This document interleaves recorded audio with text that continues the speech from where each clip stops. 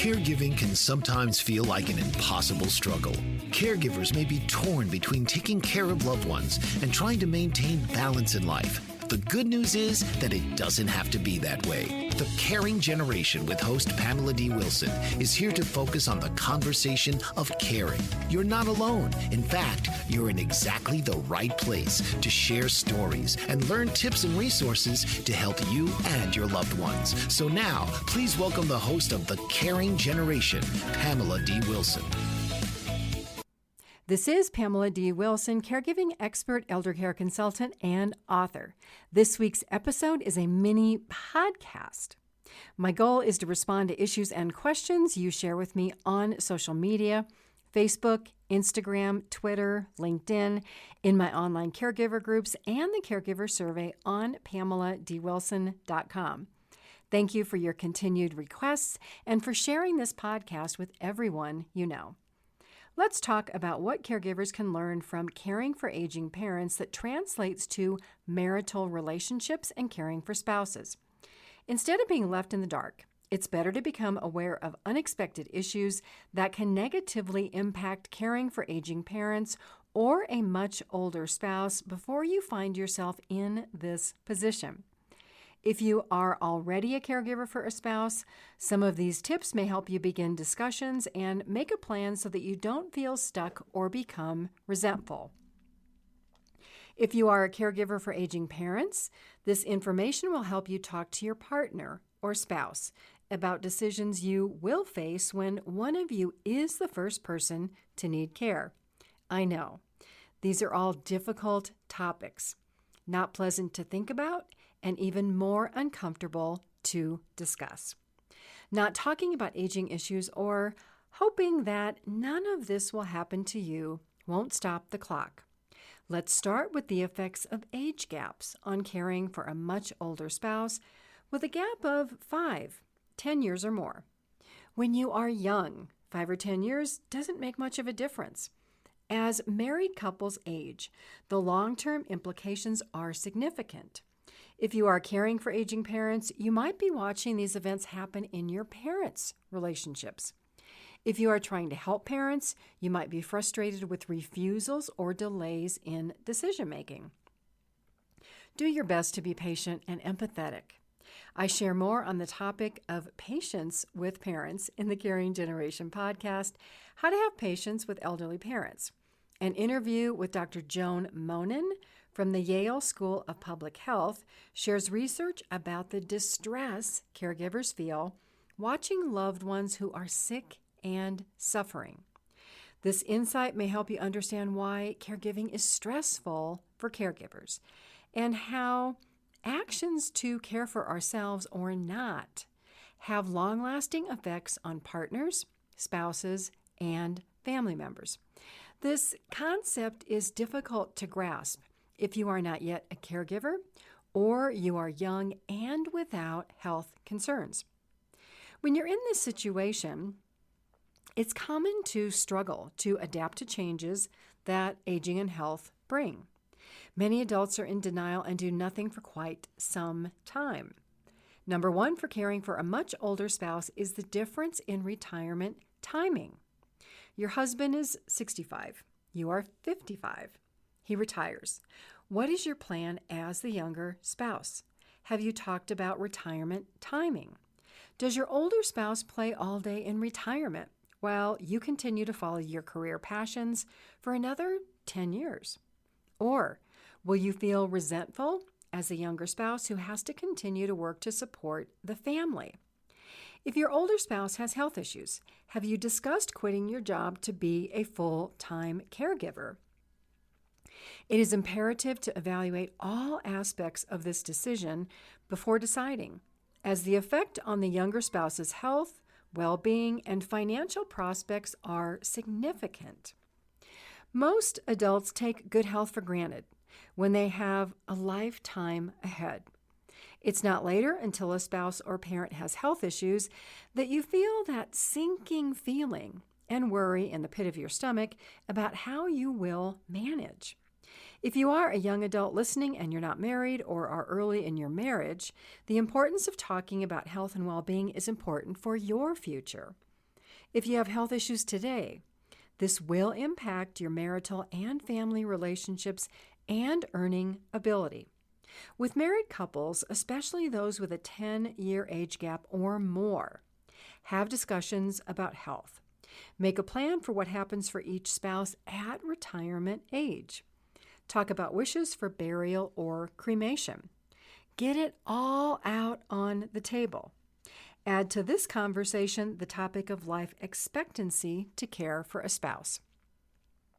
If you are the younger spouse, a standard assumption is that the older spouse will die first due to advanced age or health issues. As a result, care costs for the older spouse's health issues may consume the majority of marital assets, leaving little or no financial resources for the care of the caregiving spouse. A husband needing care and dying first means that wives are left with no money for their care unless substantial savings exist. That's probably doubtful. How can the age gap and all couples in this situation prepare? Most couples don't have the luxury of one spouse not working for the entire existence of a marriage. If you are the younger spouse and your spouse retires before you or has health issues, do your best to keep working until retirement age. This allows you to continue to earn and save money and maintain employer health insurance, which, as we know, can be a significant expense if you pay for health care outside of an employer-sponsored health care plan. For both spouses, especially the older spouse, making health and fitness a priority can make the retirement you dream about more likely. Health problems and related expenses are the top reason that retirement plans go sideways. Do everything in your power to remain healthy, fit, and active. Model and encourage these behaviors in your children. When life goes sideways, the healthy spouse becomes the primary caregiver for the sick spouse, followed by children. If you are retired and have health issues that affect you daily, consider your younger and working spouse. Do as much for yourself as possible. Become proactive about prevention and medical care. If you're not motivated to do this for yourself, do it for your spouse and your children who will be your caregivers. Become educated about your health diagnosis. Investigate the current and long-term effects. Do whatever it takes to minimize risks and requiring care from others. By looking at retirement as an opportunity to invest more time in self-care, all married couples, including those with age gaps, can be better positioned to avoid costly care needs or having the caregiving spouse feel burdened by the significant needs of a sick spouse. Another practical consideration not discussed in families is purchasing long-term care insurance for the younger spouse, usually the wife. If you are the wife, regardless of your marital situation and any age gaps that might exist, purchasing long-term care insurance is a must. Women are more likely to take time out of the workforce to have and raise children. Women are the primary caregivers for aging parents and spouses. Time out of the workplace equals lost wages and lower Social Security payments that negatively affect retirement planning.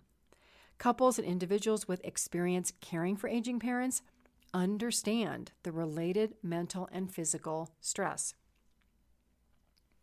Primary concerns in caring for aging parents are similar to caring for spouses. Who will be the caregiver? Where will care be provided? Everyone wants to stay at home. No one wants to live in a nursing home. Plus, care costs. How to pay for care when caring for a much older spouse. Medicare does not pay for all the care you need after age 65. Your Social Security earnings and retirement savings pay for your care. When a person needs care, the time to earn and save money is in the past.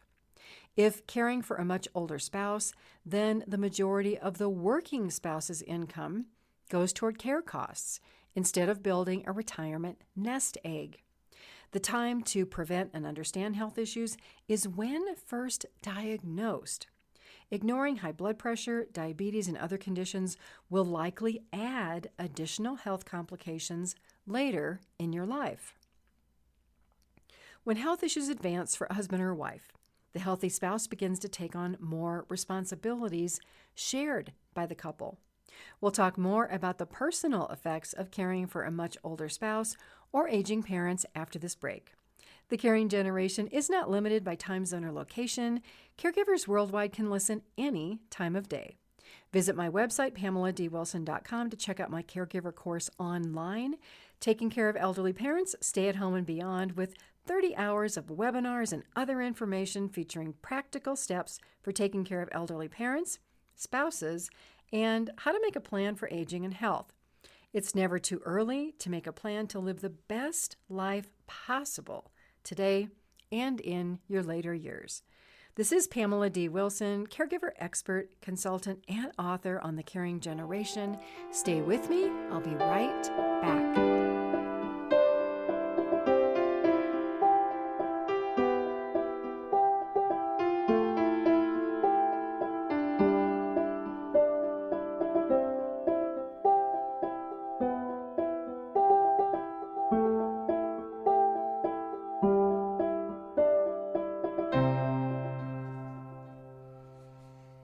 This is Pamela D. Wilson, caregiving speaker, expert, and advocate on the Caring Generation program for caregivers and aging adults. Whether you are 20 or 100 years old, you're in exactly the right place to learn about caregiver support programs and resources to help you and your loved ones plan for what's ahead.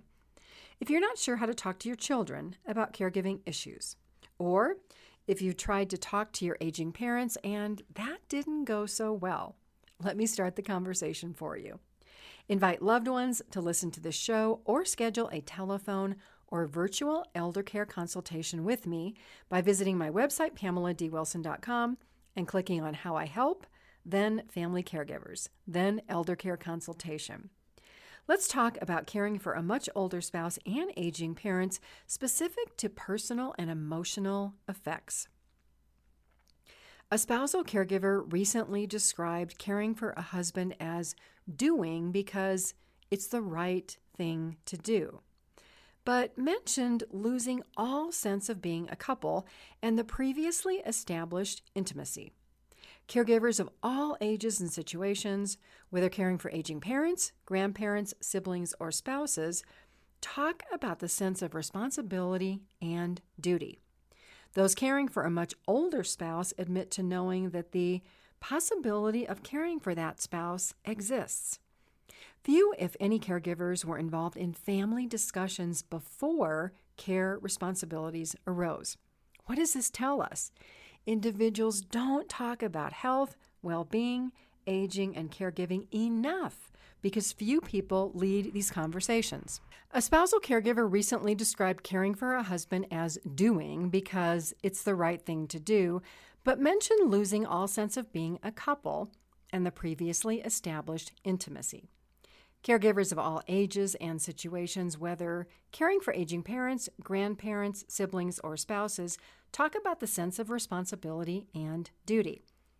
Those caring for a much older spouse admit to knowing that the possibility of caring for a spouse exists. Few, if any, caregivers were involved in family discussions before care responsibilities arose. What does this tell us? Individuals don't talk about health, well-being, aging, and caregiving enough because few people lead these conversations. That's why I'm here. Next in the list of caring for a much older spouse or parents is difficulty performing physical hands-on care tasks. Hands-on care can be worrisome if you are a caregiver for a person larger than you in stature or weight who becomes physically weak. Then you're both at risk for injury. This factor places greater emphasis on the care receiver to participate in physical exercise, to maintain strength to walk independently, transfer in and out of chairs, get in and out of the shower, and perform other activities safely.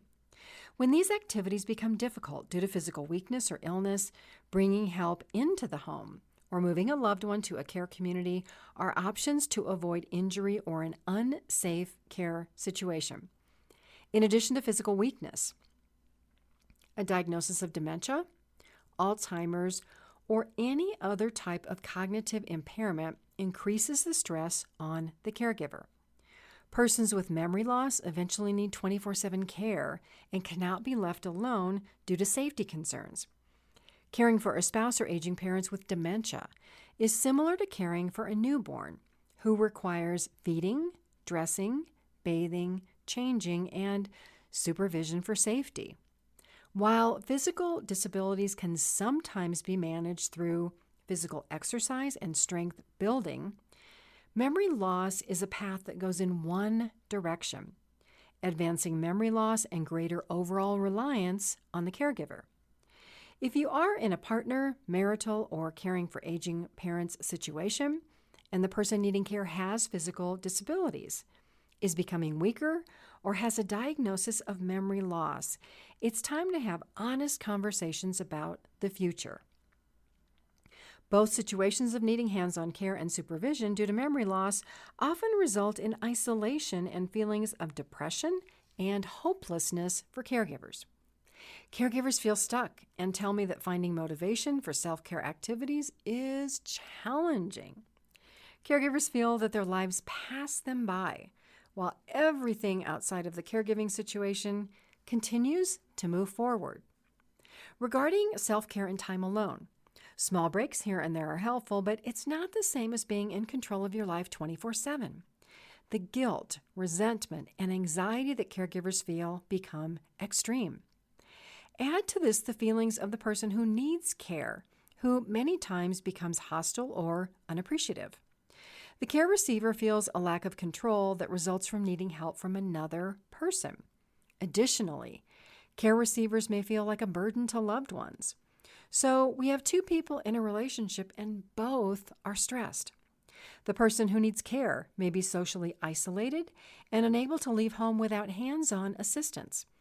The caregiver may also be socially isolated or, if not, hesitate to share information about the actual situation with friends who may not be interested or, more likely, who do not understand. Online caregiver support groups or caregiver groups in person become support systems for caregivers who want to openly discuss caregiving challenges and seek solutions. While caregivers become frustrated caring for a much older spouse, a sicker spouse, or aging parents, where is the support system for the care recipient? Often there isn't one. Imagine how you might feel if you were isolated in your home with no friends or anyone to talk to about your care situation, and your caregiver was frustrated or impatient with you. You might feel like a caged lion. Feeling trapped in a situation over which you have little control can make a person negative, unappreciative, and fearful. Caregivers trying to be helpful can exert too much control over the care receiver's life by taking away choices. Are you a caregiver facing an uphill battle? For example, a spouse or parent who refuses to participate in physical therapy, take medications, or do small things that could make them feel better?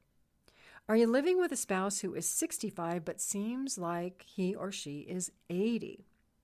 As the caregiver, do you question your actions because you lack medical experience or don't know what more you can do to help, so you feel at a loss?